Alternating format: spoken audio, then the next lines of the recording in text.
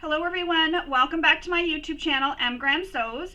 I'm sure you're wondering why you're looking at my sewing machine right now, and that's because I wanted to do a bit of a different video for you. I wanted to show you some of my favorite tools that I use, and also give you some tools that you can use in place of the tools that I have purchased. So say you're just getting started and you're not sure if you're really going to like sewing, you're just sort of getting your feet wet and you're just sort of seeing how it's going to be. I'll give you some tools that I use that you may have around the house to replace the tools that I've purchased. Now, all these things that I'm showing you, I have not gotten from anybody. These are all things that I've purchased over the years. I'm not getting anything from these companies, nothing at all. These are just things that I have that I've purchased that I really like, and I just wanted to share, and I wanted to share some information so that if you are getting started, you know what to look for, especially those beginner bag makers, excuse me, you'll know what tools you really need when you get started, and also what tools or what things you can use around the house while you're maybe waiting to save up a bit of money to buy these tools that I have, or tools that you've seen online. Because I know when I got started, there was a lot of tools I was seeing in video tutorials or online, and I was like, oh man, that's a lot of money to spend. I don't really have that right now, but I'd really like to just keep sewing and then see if I like it, and then build up my stash of all my tools. And that's what I did. I just built it up over time. But in the meantime, while I was waiting to get the money to be able to afford that, I used things I found around the house. So I just kind of got creative with being creative. So the other thing is my loyal sewing buddy is here. Buddy, she is in a lot of my videos. So if you haven't watched one of my videos, Buddy likes to come up. She's my little companion. I do have another cat, but she's very shy. She barely comes out, but Buddy likes to come out. And oftentimes when she sees I'm getting frustrated while I'm sewing, she'll come over and nudge me, or she'll want to shake a paw. So she's really my loyal companion, and she's always with us for video tutorials. Even if you don't see her, she's off on top of the couch behind me sleeping. She's always around. And right now what she's doing is watching herself and watching my hands move on the computer, because the computer is literally right in front of her face. So back to the purpose of this video. So again, tools. I make nothing off showing you any of these tools. So this is my sewing machine that I use for all my video tutorials. And while I do have an industrial machine, and I have sergers, and I have another machine that I use for when I'm making garments, this is the machine I use for all my tutorials, so I thought I'd show this one. And this is my Juki TL2200 QVP Mini. So again, this is the machine I use for all my tutorials. And the reason I use this is because it's as close to the domestics that most of you may have. I don't want you to feel that, you need to have an industrial in order to sew the bags or sew what I'm showing you how to sew. Now, with that being said, when I first started, I started on a Singer Simple machine that my husband purchased me from Walmart. And he purchased me that machine because obviously cost, but because he was wanting to see if I did like sewing. Because secret time, a long time ago I had a sewing machine, and I tried sewing and I absolutely hated it, and I actually donated that machine. I couldn't figure out how to thread it. I just couldn't get it going, and I thought, this is not for me. As crafty as I am, I've made all sorts of crafts. I've knit, I've crocheted, I've cross-stitched, I've done embroidery, I've done like hand embroidery, I've made snow globes, I've done ceramics, I've done all sorts of things, and I thought, why can't I get this? This is just not for me. So I donated it and I never touched it again. Fast forward, over 20 years later, my husband buys me this machine. And I gave it a whirl, and I loved it. Now, that machine was a very basic machine, and I was told it wouldn't be able to sew through things.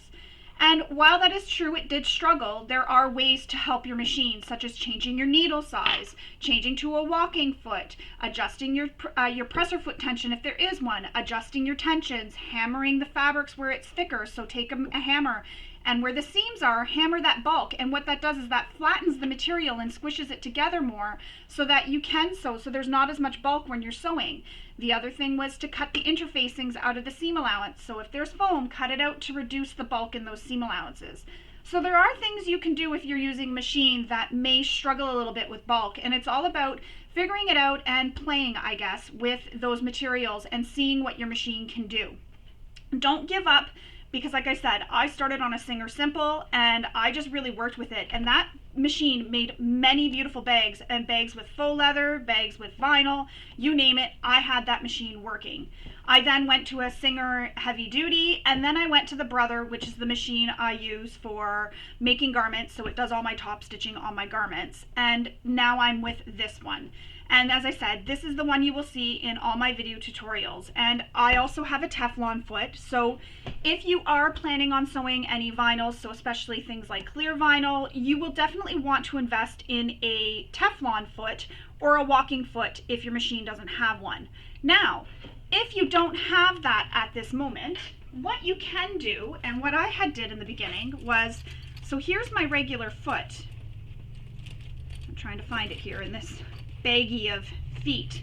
And I'm sorry, they're cutting the lawn right now, so you may hear the lawnmowers.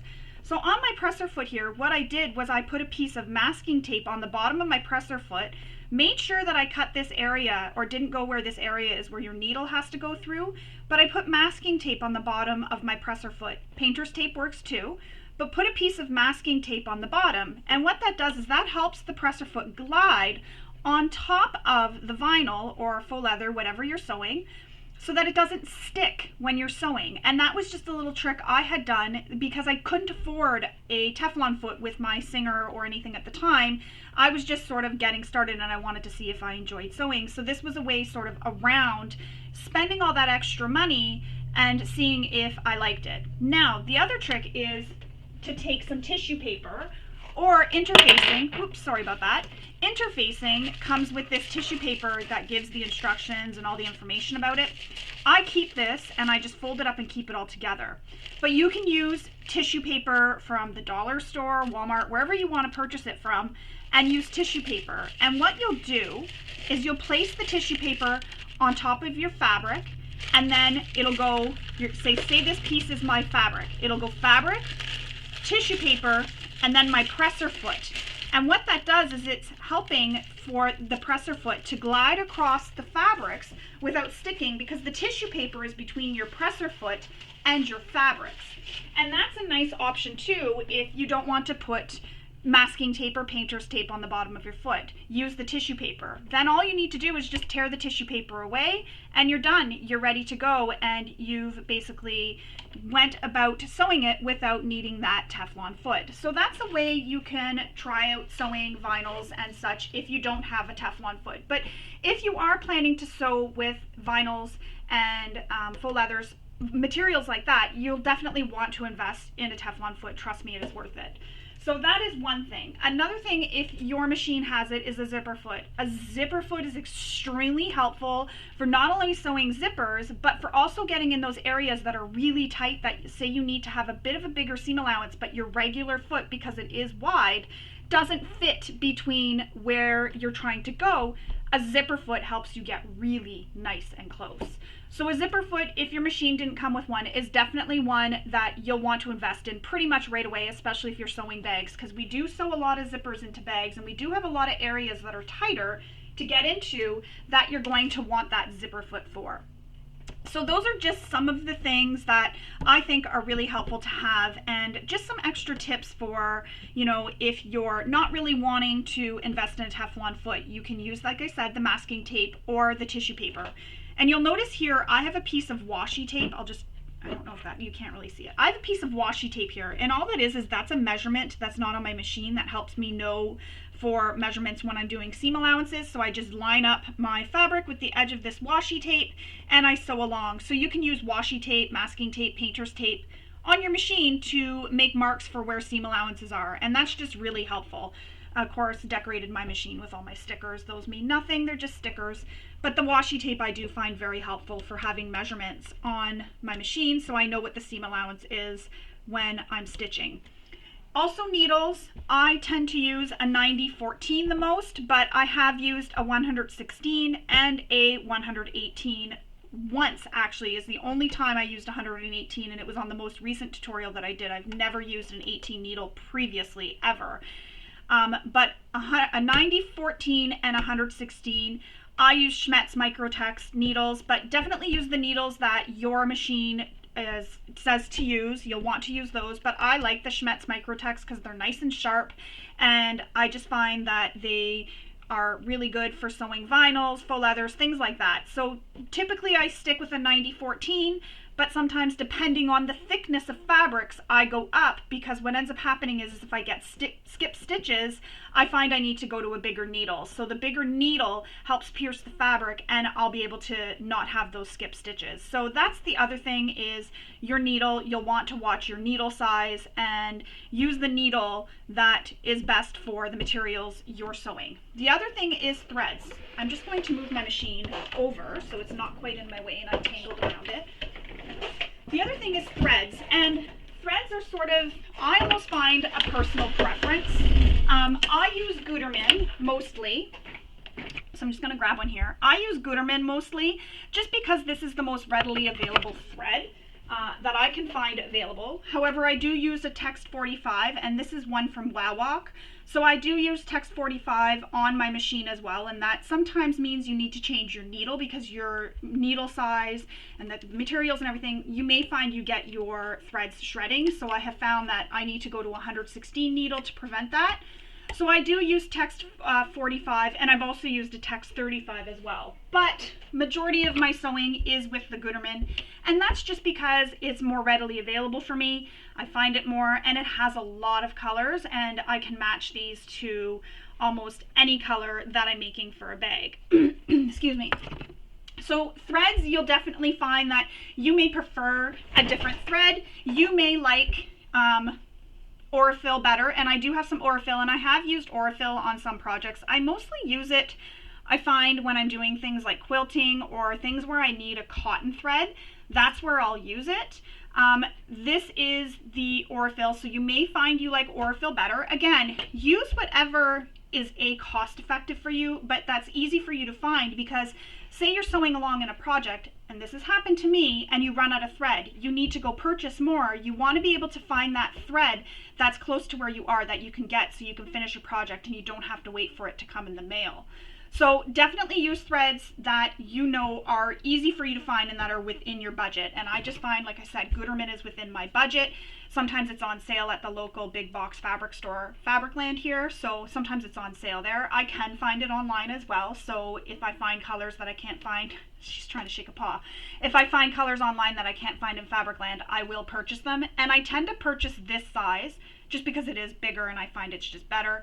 And I'll sometimes purchase, 2 or 3 of them just so I have them on backup so that I don't run out.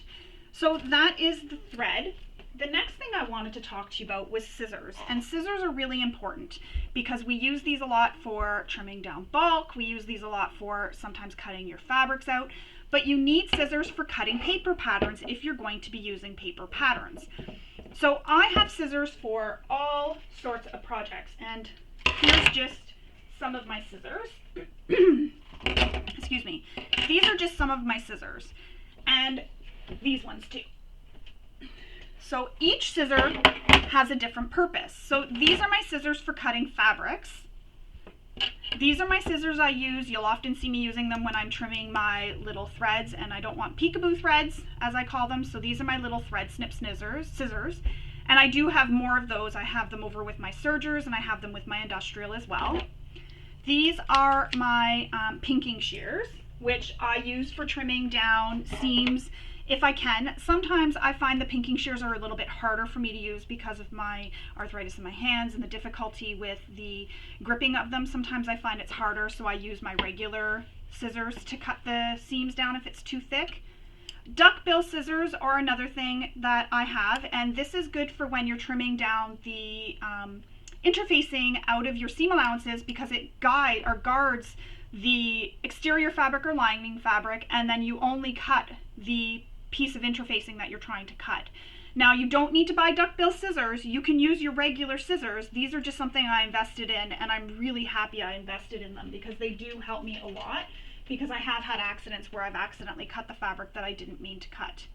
Then I have scissors that I use for cutting foam because I don't like to use my kais for cutting foam. So I have scissors for cutting foam. I also use these to trim down seam allowances or cut fabric. I will use my kais when I'm cutting seam allowance and stuff, but I really try to use these when I'm cutting big pieces of foam and stuff. I try to use these majority of the time, but unfortunately when you're trimming seam allowances, you do need to use these scissors because you're trimming all the seam allowances down. Then I have scissors here, and you'll notice they're labeled. This is for cutting paper. I have one for cutting zippers. I have one for cutting tape. And then these are just an extra that I sort of used for a multi-purpose of things. They're not labeled. And I have these labeled because my family knows that in this little bag that I have my zippers in, or my scissors in, sorry, they know to look for which one they're trying to use for cutting things. So if they want to cut paper, they know they can use one of these 3 scissors if they want. They know they can't touch my other scissors at all. So they know that these are the paper scissors. And I just have these labeled just because I find that cutting scissors tends to damage the cutting zippers, excuse me, tends to damage the zippers. So I just have these, and these were purchased from the dollar store. So just go to your local dollar store and buy a couple pairs of scissors and label them for zippers, for paper, for tape, because all of these were purchased at the dollar store here. And you know what? Even these scissors, when I was just starting out, I had used these for cutting fabric, and I found they were really good for cutting fabric. But there are scissors at Zippers that you can get for cutting fabric. You can get them at Walmart. They're not super expensive until you're ready to invest in a pair of Kai's or whatever other scissors that you want. But these 3 here were purchased from the dollar store. And like I said, zippers, tape, and paper, I use them for that. And when I started out, these were my fabric scissors here when I started out, so that I could have scissors for fabric. And my pinking shears, I had purchased some again at Walmart when I realized that I started needing them. Now, you don't need to buy pinking shears right away, because when you're snipping curves or where there's pinking shears being used, you can just cut little triangles in your fabric or make little snips in your fabric, and it does the same thing.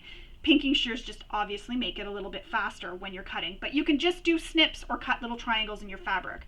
But I definitely recommend using different scissors for cutting tape, paper, and your zippers. I definitely recommend it, you know, just because over time cutting zippers, you know, I just don't want to damage my really good scissors or anything. And of course, sometimes when we're cutting seam allowances, you're going to end up cutting with your good scissors and cutting those zippers. But when you're cutting, you know, zippers to length, if you're using zipper by the yard or just things like that, I just have these for that purpose. So these are really good to have some extra scissors, and you can label them like I did with masking tape. Now, while we're on the conversation of, or the topic, sorry, of cutting tools, I have more cutting tools here. And these are my rotary cutters. And a little while back, so maybe about 1.5 years ago, my husband purchased this Martelli rotary cutter, and it's perfect because you hold it correctly, so you can see here. And I just found that using these cutters was starting to hurt my wrist because you're not holding it correctly. This just helps you hold it in the correct position as you're cutting. And I'm not going to show you cutting mats because a cutting mat is a cutting mat. But this rotary cutter, I find, has really helped with my wrist and the pain in my arm and my wrist, because I would get a lot of pain in my arms here from cutting, especially when I was cutting fabrics for quilts, because there's a lot of cutting for that. I just found I was getting a lot of pain. So this is really nice because it helps you hold the rotary cutter correctly and you're in the correct position the whole time. So I really like this rotary cutter.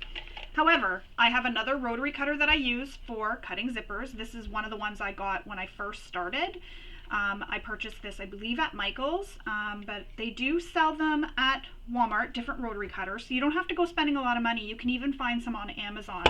And this is where my husband had gotten me. This one was on Amazon.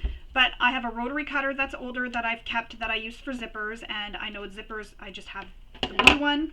And I also have my small rotary cutter, which I use when I'm cutting out paper patterns or anything that I need more precise small cutting. So I have this small rotary cutter. And then I have these other little tools, so an X-Acto knife and then another cutter. And then I have my extra rotary cutter, which is also used for fabrics and foams or interfacings. But I use this for cutting all my fabrics, my foams, etc. And I have an extra stash of blades, I'm just trying to think of the word, blades that I keep just for when I need to change my blade. So when I'm starting to notice it's kind of like skipping and it's not cutting as clean, I'll change my blade. And I do tend to clean my mat a lot so that, you know, it doesn't damage my blades as well. These I don't use quite as much. I use this one more for precise little cuts if I need to, but I don't really use these as much as I thought I would. But I do use these 3 the most. So for cutting zippers, for cutting, you know, when I have my paper templates out, I'll fold the fabric and I'll cut around the paper template with this. And then this for, you know, bigger cuts when you're using a ruler or whatever. I use the Martelli, and I really do love this. So if you're the kind of person that has a lot of pain in your arms, this just holds you more ergonomically correct, and it just feels more comfortable when you're using it, and I really like it, and I'm really glad that my husband got me this. And at first I was kind of like, this seems really gimmicky. I thought, you know, I'm not going to use this, I'm not going to like it. I loved it. And I couldn't believe how much faster it felt that I could cut using this. It's really crazy, but it really helps. So those are my rotary cutters. Again, you can get a really good rotary cutter at Walmart. If you're just starting out, you can get a rotary cutter at Walmart just to start, you know, while you're trying to see if you like sewing or not. Now, rulers, there's lots of rulers out on the market. I use a 12 by 12 square.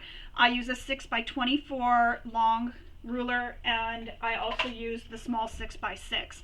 I have other rulers as well that I tend to use every so often, but those are the rulers that I use the most because I don't print the rectangles and squares. I use my ruler and rotary cutter to cut them, and you can tell this is old because you can see the marks are coming off. But I use my rulers for rotary cutter, rotary cutter for cutting rectangles and squares. It's just a preference. Most patterns come with rectangles and squares, but if they don't, you can just make them yourself if you have to, and you can just cut them still your regular way, whatever your preferred method is. But I really like having this. I just find with a rotary cutter and ruler, I get really nice, precise cuts. So I like to use them. So again, I use a 12.5 by 12.5, a 6 by 24, and then this 6 by 6. And this I purchased at Michael's, I believe, when I started out, but I'm almost sure Walmart, and everything I'm talking about is here in Canada. So I live in Canada, so I don't know what's going to be available other places, but I did purchase this at Michael's, and I've had this since I started sewing. So this has been, you know, with me for a pretty long time.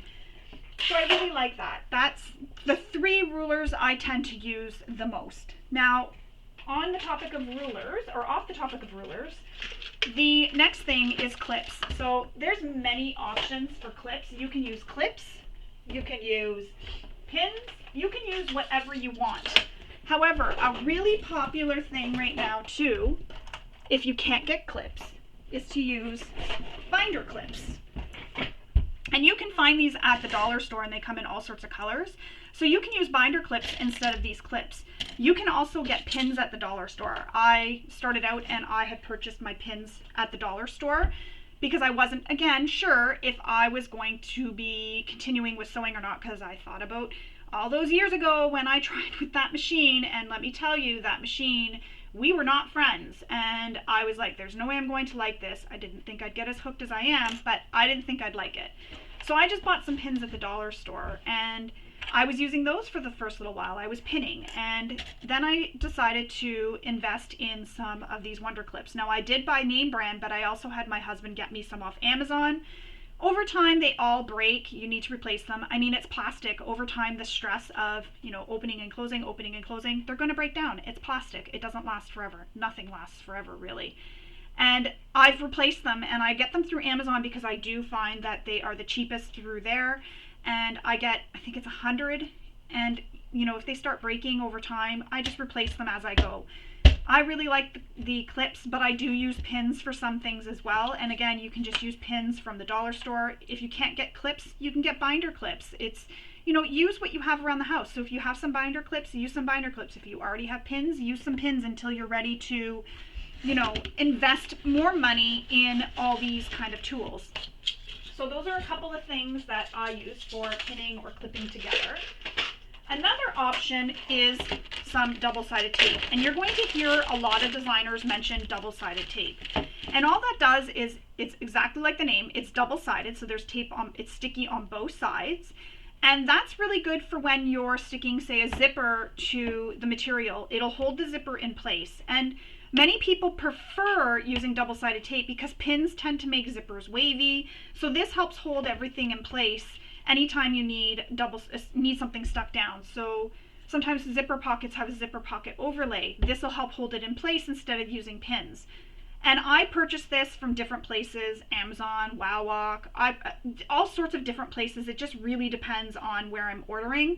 and I really like it. I buy a lot, as you can see. I have it in the different widths. So I have 1/8 of an inch, 1/4 inch, and 1/2 an inch. So I just buy these and I use them. But again, I didn't start out using these. I was just using pins and clips and stuff. But the other option, if you don't want to buy double-sided tape, a glue stick, dollar store. You get a whole bunch of them in a pack. They're awesome. So you use this where you would use the double-sided tape. So you just run it over where you're putting it, stick the piece down, and then let it dry. Now, if you're using a material such as cork, vinyl, faux leather, anything that you can't touch with an iron, you'll have to put something heavy on top of it and leave it dry. And that's sort of the thing that I don't like about glue when I'm using those materials, because it does take long. You have to leave it overnight. So I tend to use the double-sided tape for those materials, but I'll use glue for quilting cotton because I can take it to my iron and I can press it with my iron to dry the glue so that I can sew it and I know it's stuck and held in place. So a glue stick is definitely a great option for, you know, the replacement of double-sided tape if you don't have double-sided tape.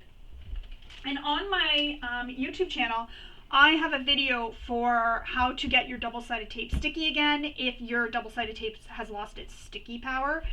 I find that helps sometimes using a bit of water too. I can't remember if I said that in the tutorial in the video, but you use your iron and you press it. So you put the tape where you need it, then you use your iron to press it down, and it sort of heats it up and reactivates, I find, that stickiness. But sometimes using water too, just spritzing it with water helps get that sticky power back. So those are a couple things you can use for pinning or holding things together. The other tools that I find are really helpful are your marking tools. And there's a couple of different tools that I have here. And again, these are all just a personal preference. You may find you like something that, excuse me, that I don't use, and that's totally fine. Use what you find you like, because everybody is different. So I have a Friction pen. Use this only on the wrong side of your fabrics or where it's not going to be seen when the bag is finished, because if you're like me and you live somewhere where it gets really cold, even though heat erases, sometimes a ghost line can reappear in the cold and you'll see like a white line almost where you've drawn, or a white mark. So try to use this, or only use this, on the wrong side of the fabrics within the seam allowance or where you're not going to see it when the bag is finished. Friction pens. I buy these at Walmart. I have this, and I don't remember where I got it, but it's another one of those chalk pens. Really great. It just brushes off or wipes off with water. Then we have our Clover Choco. This is one of my favorite ones next to the Friction pen to use, because you can use it on all sorts of material and it literally just dusts off. I really like this. Then I have this Triangle Tailor's Chalk. I'm not as crazy about it, but it does work when I need it, and so I use that. Not super expensive, but I do use the Triangle Chalk. Another thing is a pencil, and I know this sounds crazy and I don't recommend this, but I use this for marking when I need to mark what a pattern piece is. I also use this for marking the center points on your materials, so I mark it within the seam allowance, and I'll mark where the center point is of each piece. And the reason I do that with pencil is because when you use a marking pen like these ones, they come off with heat or brushing off. So sometimes those marks disappear. So if I keep it within the seam allowance and I use a pencil, it never disappears and it's always there, which is really helpful.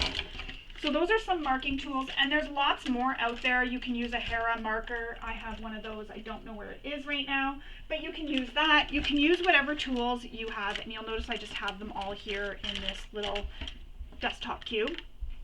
Seam ripper is another thing you're going to need, because sometimes we make mistakes and we have to unpick them, and so a seam ripper is really handy. You can just get a seam ripper at the dollar store, anywhere you want. Even AliExpress has a lot of these things that you can get really cheap. An awl for making holes. I have an awl here. Sometimes you need to make holes. Now, another thing I have is my turning tool, and this is a turning tool for poking out corners, or say on a seam. I like to take it, so the side seam here, when I turn out a bag, and I'll press that side seam or push that side seam out on both sides. Then I'll take it to my iron and press it, and I find that just helps really get those seams out. So I have a turning tool.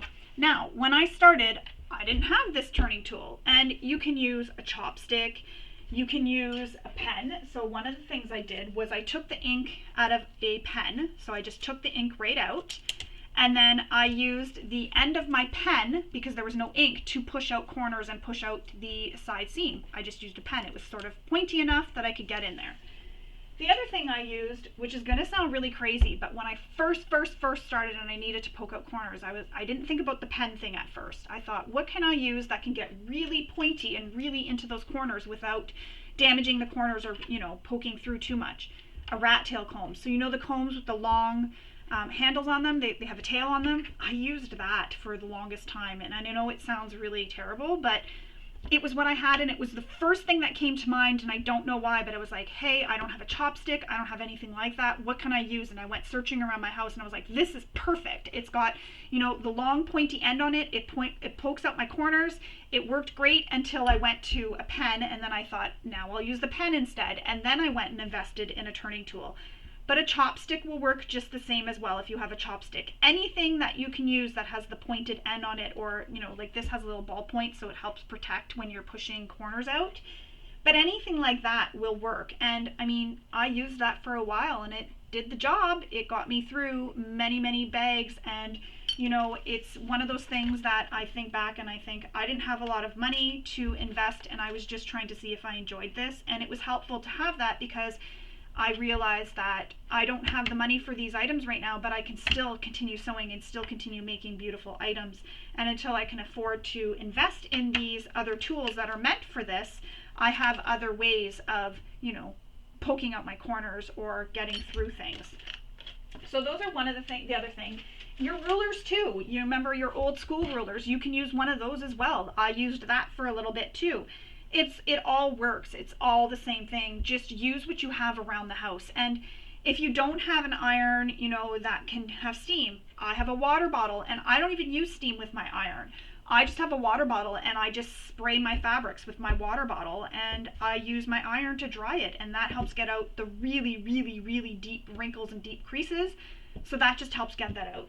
While we're on the topic of irons, I'm just going to show you the iron I use, and it's an Oliso, which I absolutely love, and I've had this for a long time. You can tell it's, you know, got the stains on it, and I need to re-clean the plate again. But this is the iron I use for all my pressing, everything, and I love it because it has the eye touch. So if it's turned on, the iron will lift up. So you see this little foot, the iron lifts up, and it helps protect from any burns or damages after it's been left down for a while. It automatically lifts up on its own. You can turn it off, and sometimes I do when I'm pressing a strap or whatever. I'll leave it down, and I'll just, you know, pull the strap from the other end and let it do its pressing without that down, or with that down, and I don't have to keep worrying about holding my hand on it. But that's the iron I use for most of my ironing and pressing. So sometimes you may even hear it in my video tutorials. You hear it go wee and lifting up. That's just my iron after I've used it. Now the other iron I have, and I like using this for smaller bags or pressing where that iron just seems a little bit too big, is my little mini iron, and you can get this on Amazon. This is not necessary, and that iron, the Oliso, is not necessary. You can use any iron. I started out with an iron that I had had for years and years and years, and then it just died, and I went to what's called Canadian Tire, and I purchased an iron that was on sale, and I believe it was like $30, and I just used that until I could get my Oliso iron, and I've had that now for a really long time. I don't even remember when I bought it, but a long time. And then I got this, and this is great for those smaller areas that you need to get into. So if you want to get down into the bottom of a bag, this is really great for that. For pressing pouches, anything like that, this is really good for that. So a mini iron is really handy and really helpful. However, I don't use it as much as I use my big iron, because I do find the big iron with big bags, I can get it in and I can get it to really press, but when I want a really good press and I really want to get in a bag and there's this tighter area, I do use my small iron. The other thing I will use, and this is old, is my hair dryer. And this is used for things when I'm making bags with vinyls or faux leathers or anything that's going to be really hard to turn. I heat it up, and then I will turn the bag right sides out. So I use my iron to heat up the material, and then I turn my bag right sides out. And you can also use this to heat up after you've turned your bag right side up. Just blow dry the material and help smooth it out. The other thing you can do is use your iron, heat up your ironing board, and I'm just going to find, so say this is my material and this is my ironing board. Heat up your ironing board, get a hot spot, and just like this, rub your fabric. So rub your fabric over the hot spot until you get all the wrinkles out. And sometimes it takes a couple times to do this, but it does work, and it'll get all those wrinkles out that you've created from turning your bag right sides out, or birthing your bag, as we like to say. So sometimes I have to do that, but you can also use your blow dryer to blow dry out the wrinkles as well. This is very helpful for that. And this is just a blow dryer I've had for years and years and years, and I really don't blow dry my hair anymore, but it's getting used in my sewing area now, so I use it, especially for those clear vinyl bags. Those are really hard to turn right sides out, so you're going to definitely want to use a blow dryer, because I've tried to turn them without the blow dryer before, and it was so hard. Oh my gosh, it was so hard, and it would hurt my hands. But doing this, it heats it up, they turn, and if you get stuck, blow dry it some more, keep turning it, keep using the blow dryer to get it turned all the way out. So a hair dryer is something most of us have in our house. You can find these pretty cheap if you're looking for one, but this is something that I already had. I didn't need to invest in anything, and I used it.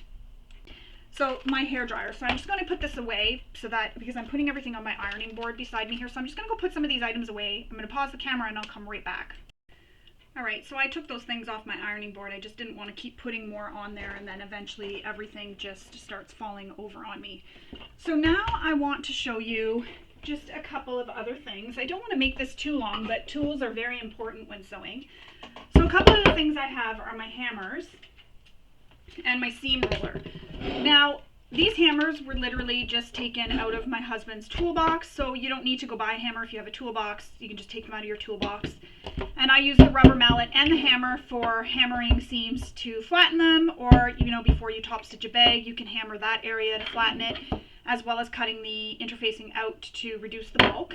Now, if you have a toolbox, you can just grab those right out of your toolbox. A seam roller, I got this at a hardware store. This is a seam roller for wallpapering, and it does the trick. You just roll your seams to flatten them. This is great for pressing seams open. Sometimes I just use my nails though, just to press them open, because you don't really need to use a tool. I just find if it's quilting cotton, my nails can just press it open. There's also letter openers, or these bone folders, which I've had when I was a Stampin' Up! Demonstrator. And I just use this bone folder as well sometimes to press my seams open. But before I had either of these, I was using, just my hands or my fingers to press it open, or my iron. But so I don't have to get up and down, because I've mentioned before I am disabled, my leg doesn't bend, and I have a lot of pain in my hips and my back. So getting up and down a lot is really hard on me. So I try to stay sitting as much as possible so that I don't have to constantly get up and down. So I just, finger press or whatever. But this bone folder or a letter opener too can be helpful if you have one in your house, or, go to the hardware store and you can purchase a wallpaper seam roller, which was really cheap. You can also find these on Amazon, anywhere, but if you're just, starting out, you're building your stash, you can definitely just use your hands if you want to just press those seams open where, you don't want to have to get up and use your iron, or your iron works just as well. But for flattening those seams, I definitely recommend just grabbing a hammer that you already have in your house and using a hammer or a mallet to hammer those seams to flatten them. Just be careful you don't whack them too hard, because what ends up happening sometimes if you go too hard is you break the stitches. So just lightly hammer them. You can even put a piece of scrap foam between your material and your hammer, and hammer with the scrap foam there, so that way there, your hammer or your mallet doesn't leave marks on your material, and that'll just help protect your material. So then the other thing I have that I wanted to show you was for turning things right sides out, such as tubes. And what I have for that, I just got to get that out of my get them out of here. What I have for that is these little tools. Now, this one I purchased on AliExpress, and you can see it's just like a hook, like you would see when you crochet or whatever. They have the hooks. It just has a little hook, and you just push this to the end, hook it on, and then pull the tube right sides out. This one, you would put the end here, the rolled end, on the end of so you'd put this into the material, into the tube. You'd hook this onto the rolled end, or onto the end, and then you just pull it through the tube. I really like this one. I find this one's really, really useful, and it does the job really well. There's other ones out there that you can buy. I do have them. I'm not going to show them just because I don't use it. I don't find I like it quite as much as this one here. However, when I started out and I didn't have, I'm going to put this off to the side because I can't get that away right now. Before I had those tools, when I just started, what I used was a safety pin, and I would put a string on the end of it, and I'd clip the safety pin to the end of the fabric, and then I would pull the string on the end to pull it right sides out, and I would tape the safety pin shut so that it doesn't open up while you're trying to pull it out. So a string taped on the end, a string attached to the end or tied to the end, tape it all up with masking tape or painting tape, and then just pull it out. The other option, and this one I'm not really sure I really like, but I did do, was sew the string directly into the end of your fabric and then turn it right sides out. I don't like that because then you have to sort of trim the fabric on the end here, so I just find I like the safety pin a little bit better, just because once you get it turned right out, you pull the safety pin out and you're good to go. So you just cut the tape off first and then you would pull it out. And I had that in my stash for a while, and sometimes I'll still use it because I just find that other one, I need the safety pin and it's just not as easy, so the safety pin's a little bit easier. So I use a safety pin to turn things right sides out. And you can get safety pins if you don't have any. You can get them at the dollar store. They're really super cheap, but you may find them on articles of clothing that you didn't even realize they were on there. Sometimes when I buy a sweater, they have things safety pinned to it, and I'll keep all those little safety pins because you just never know.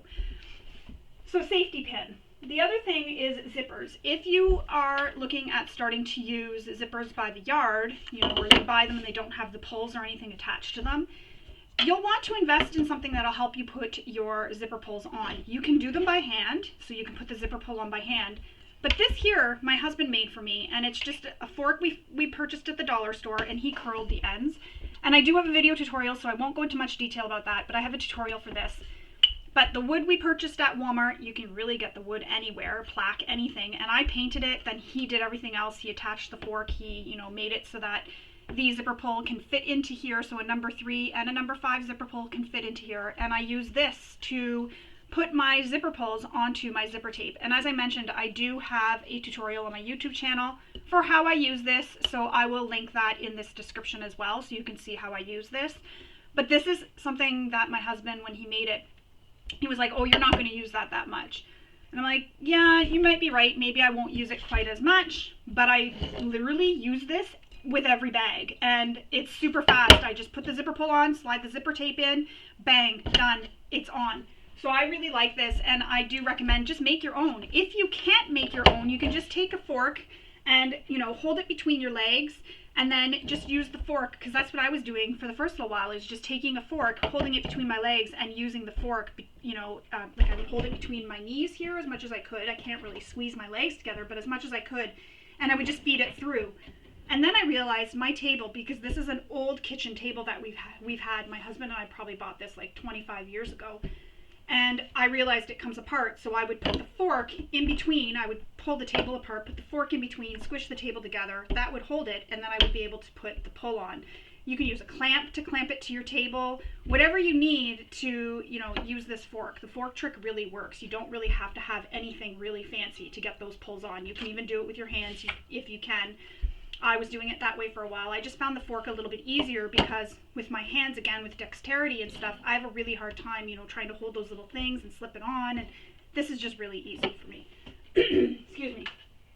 And then some other things that I have that I wanted to show you were some glue. So the Beacon 3-in-1 glue, I use this on hardware and other places that require glue. So this is one of the glues that I do have. And then a fray stop, fray check, anything like that. So if you're making holes or, you cut a zipper and you want it to not fray. Many options for stopping it from fraying, so use your favorite method, but this is good for when you're cutting holes in your fabrics and you don't want it to fray. You just put that over, and I bought this at Walmart, and this is definitely something I recommend buying because it'll help prevent your fabrics from fraying on you. So there's that. And then hardware. To install hardware, lots of them have little screws, and you need to make holes. So that's where it all comes into place. Now, if you want to invest more, you can get a handheld press, or like I have, this tabletop press. This tabletop press, I think I've had, I want to say 6 years, maybe 7 now, I can't remember. But my husband purchased this for me on Amazon, and it was one of those, it came with the press, it came with some dies for grommets, and I believe the glove snaps. It came with those, so I had to go looking for extra dies that would fit here, so I knew what size dies I needed for this. I just looked up all the information, and I purchased dies, and honestly, I got them off AliExpress. Some of my dies, I get them from the same person every time I need to get more dies. So I have dies now for cam snaps, I have dies for rivets, I have dies for cutting holes, I have the dies that came with this, so the snaps and the grommets, and I've used this press a lot, and it's been really handy. Kind of wish I had 2 now, so I don't have to switch out for hole cutting dies to the other dies, because sometimes it's just like, so much time to, you know, sit here and unscrew these and, you know, whatever, it is what it is. But this was purchased on Amazon, so wasn't really expensive. I believe it was $70, and we got grommets with it too and snaps with it too. So I mean, it was a really good deal. You don't need to buy this right away though. You can use, if you want to use rivets but don't want to get the die, you can use, they're called Chicago screws, and they screw together and they perform, or they are the exact same thing. It's just the rivets are pressed together, where the Chicago screws are screwed together, and you can use some of that glue in them to prevent them from coming out or undone. So if you are looking to use rivets, definitely a tabletop press will help you, or a handheld press. I can't use handheld because it starts to hurt my hands too much, so I use that because I just push it down and it's done. But those little pieces of hardware, such as strap ends or anything that you're going to want to use hardware on, or patterns that call for hardware,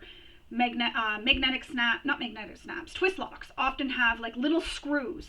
So you need to use screwdrivers to screw them together. And again, this was taken out of my husband's toolbox. He had a bunch of screwdrivers, so I grabbed this. But I'm finding now that this isn't really working as well. The screws are a little bit smaller than this, and he does have smaller ones, but he uses them and needs them, so I don't take any more of his stuff. He went and he bought me this little screwdriver set, which has different sizes of the star screwdrivers that I can use for different sizes of hardware. And it also has, you know, these other ones here, the flat as well. I haven't used those, I've only used the stars. But he bought this, and I think it was like $3 at the dollar store. And honestly, it's even better than the other screwdriver because it's really easy. It's got that, and the reason why I put that together is I don't want this to fall open, but it's got this little grip here where I hold it, and I just push down and I just turn, and it's really easy. Or I hold it like this, and then I turn, and because this spins while it's against my hand, it's spinning against my hand, but I'm screwing in this screw or tightening it. So I really like this set. I just got it at the dollar store, so check out your dollar store. Like I said, it was like $3. They have other little screws. If you wear glasses, your glasses screwdrivers may be big enough for the hardware. But again, this was just gotten at the dollar store, really cheap. He just bought it for me one day because I was complaining that I couldn't tighten the screws on the hardware, and he couldn't do it either because the screwdriver was too big, and he's like, you need smaller screwdrivers. So he went and got this set, and I was really happy that he bought it for me.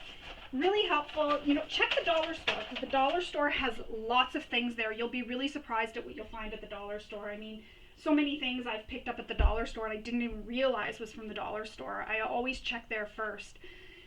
The other things I wanted to mention, just looking at my cart here, tapes. So on the back sides of hardware, I use this duct tape. And the reason for that is I find it helps hold them in place, but it also kind of protects the prongs of the hardware from rubbing on my fabric. Dollar store. I buy this at the dollar store. And I buy white just because it matches the color of the foam usually, and I don't think you can really see this through any fabrics. So I use the white duct tape. And again, dollar store, that's just where I've purchased it. Tweezers, you can just, if you need tweezers, you can just use tweezers that you have, you know, already in your house. If you have an extra pair, just grab a pair of your tweezers and use that. There's so many different things you can use in your house. You know, if you need an X-Acto knife, you know, you may have one that's already in your toolbox. So check your toolboxes, see what's in your toolboxes, check around your house, see what's in your house that you can use instead of, you know, say this turning tool. See what you can use instead of. I really like this one. If you are going to invest, I was using another one, but I really like this one because it has the two different balls and one's bigger than the other one. So I really like this. And I'll link this one below because I do really like this. This was from So Hungry Hippie. I really like this one. I'm really happy I got it, and I use it when I'm doing garments or when I'm making bags or anything else. I really do like it. But like I said, check your toolbox, check your dollar store, check Walmart, like check the places that are going to be a little bit cheaper for you, and it'll help you get started, especially with scissors. Like I said, those scissors, like this pair here, I have had these for years. So long time ago, I used to make hair bows for my daughter when she was really little, and these were what I was using to cut the ribbons, and I just still using them. And that was like, my daughter's 18 now, and she hasn't worn a hair bow since she was probably 10, and I was making them when she was really little, like she was in grade 1, grade 2 when I was making them. So it's a long time ago. The other thing you can use is ribbon as well inside your straps. If you want your straps to be a little bit stronger, you can put ribbon inside them, and that helps make them a little bit stronger for you. The other things that I wanted to mention were some of the other things I have. So I have extra lights in my area because I do sew in a basement, so I have extra lights up so I can see. I have a projector, so instead of cutting out my pattern pieces with paper, I use my projector. And you can't see it because it's up there. You can't see it, it's mounted to my ceiling. But I use a projector, and these are just things that when you get further into sewing and you're finding you really like it, these are things that you may want to, add to your wish list. So projector, because I don't really want to use ink because ink can get really expensive, because you do need a printer to print out the pattern pieces, but you don't need to print out your pattern itself. You can just look at it on one of your devices, so a tablet or a computer or whatever. But for the pattern pieces, we need those, so we have to print them. So you can go to a print shop or print them at home, but then you're taping them all together. And so I really like my projector because it saves me from cutting the paper pattern pieces out, because that's a lot harder on my hands. So I just use my projector. It projects them onto my table, and I just cut them out and I'm done. Especially garments, it's really quick with garments. I also have a Cricut maker, which I really love, and I make SVGs and I make projector files and AO files for many designers. So if there is a pattern that doesn't have an SVG, and it's a smaller pattern with lots of like intricate cuts and stuff, sometimes I'll make an SVG for myself to use, and I don't give them out to anybody else, but I'll make it for myself so that it's easier for me to cut. Or if I'm doing a hack on a pattern, I'll make that piece with my Cricut and I'll cut it out because it may have a more intricate piece to cut out. I just find it's easier for me. That's just something that saves a little bit of time for me, and it saves me from cutting.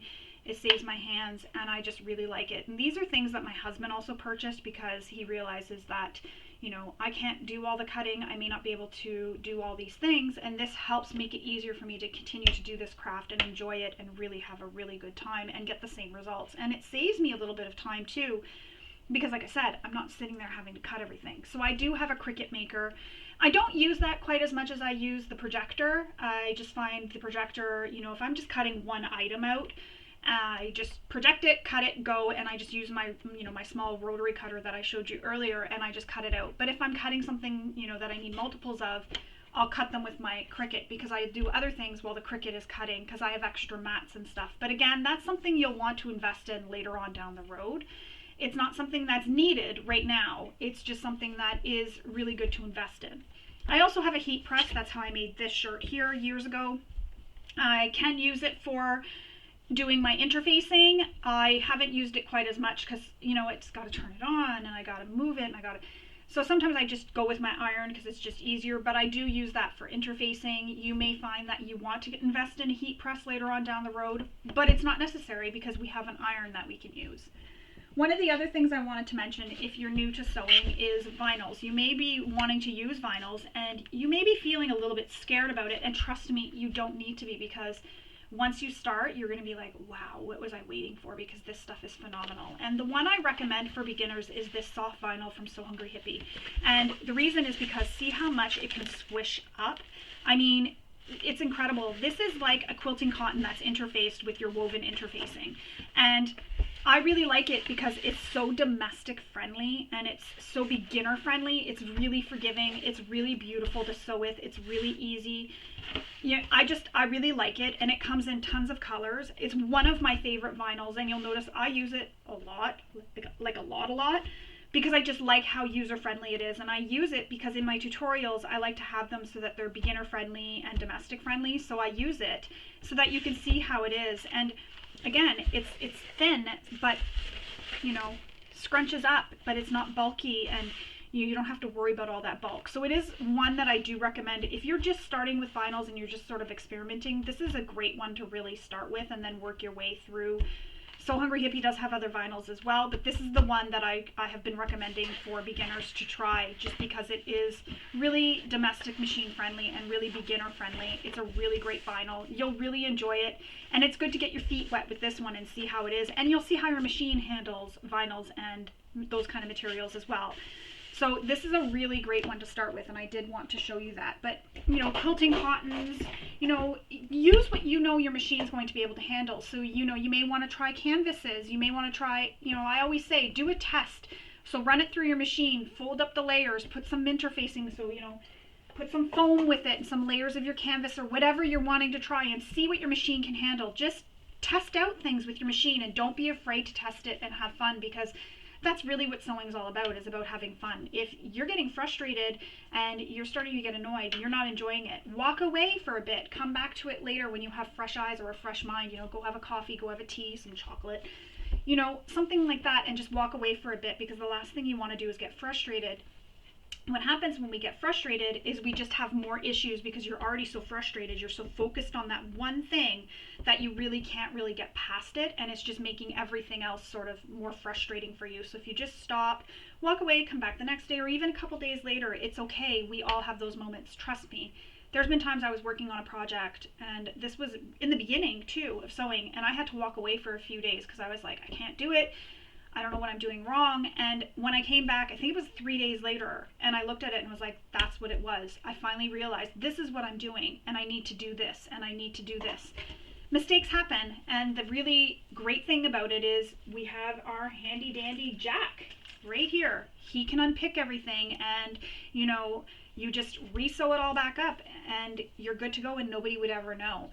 It's really, just enjoy the experience and have fun with what you're making. And, if you need help, don't be afraid to reach out to the designer of the bag, or on one of the many, awesome Facebook groups for bag making or garment making or sewing. There's lots of wonderful people in the community, and it really is a really awesome community, and we're all really supportive, and we're all here to help each other, beginner to, intermediate to advanced to, we're all here to help each other. And the designers are wonderful, and I work and test for so many of them, and I can tell you they're all so wonderful to work with. And they, you have a question and they don't make you feel like it's a stupid question. They'll answer it because they want to be able to help you. They want to see you be successful. And that's me too with my tutorials. I want to help. I want to see you be successful. I want you to be able to make that beautiful bag and be really proud of it and go show it off to the world. When you're starting out, it may seem like it's all so overwhelming because there's just so much, but take it one step at a time. Go through the pattern, read through the pattern first. Every designer says that. And I know in the beginning when I started sewing, I thought, well, why do I need to read through the pattern? I'm going to be reading it as I'm going.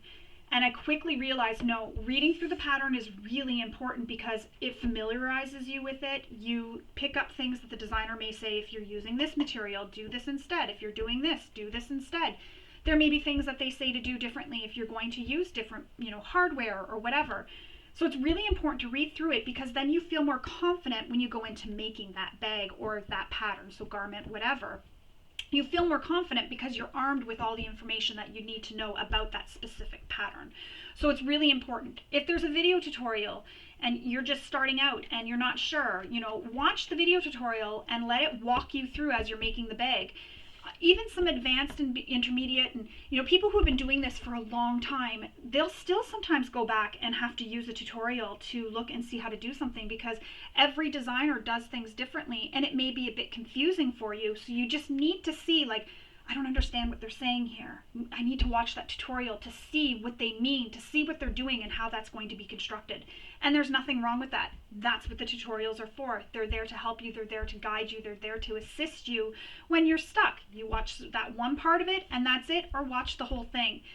I used to really like tutorials in the beginning because I wasn't always using them to make the bags, but it felt like I had somebody in my sewing area with me because I'm at home and I don't have anybody sewing with me. So it gave me that sense of company. It felt like somebody was there.